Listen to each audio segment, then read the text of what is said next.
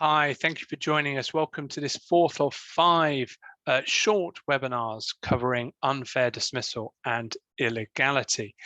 My name is Gary Smith. I'm one of the employment partners at Knockhold Solicitors.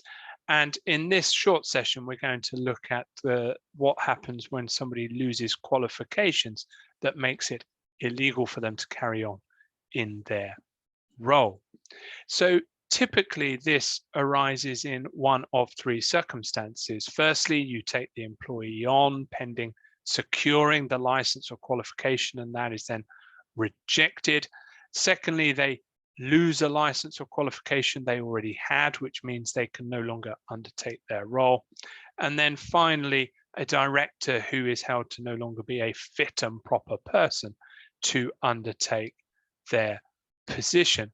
And it's important to emphasize here that we are talking about a loss of a license or qualification that means that it is illegal for them to do the job, not simply that they've lost something that it is desirable for them to have. That would fall under perhaps a misconduct or a capability dismissal or process. So we're looking at scenarios where it might be illegal. So a couple of examples. So Al Zubair and the Saving Security for Public and Security Services.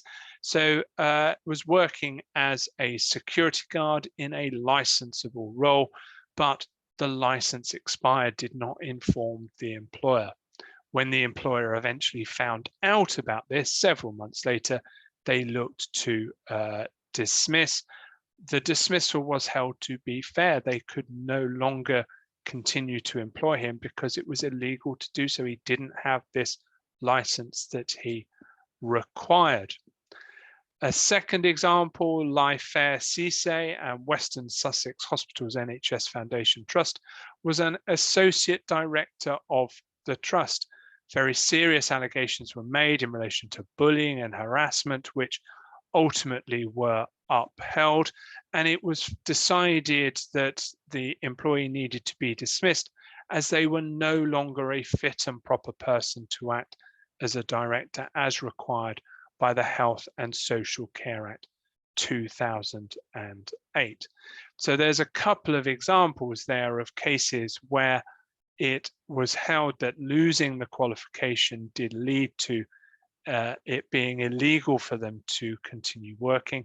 It was still necessary to look at alternative options, alternative employment, but no suitable alternatives were found, and so the dismissals were held to be fundamentally fair. I hope that's been of some interest to you and some help. We have one final webinar in this series where we will look at the general reasonableness tests that are applied to illegality dismissals, and I hope you'll be able to join us for those. Thank you.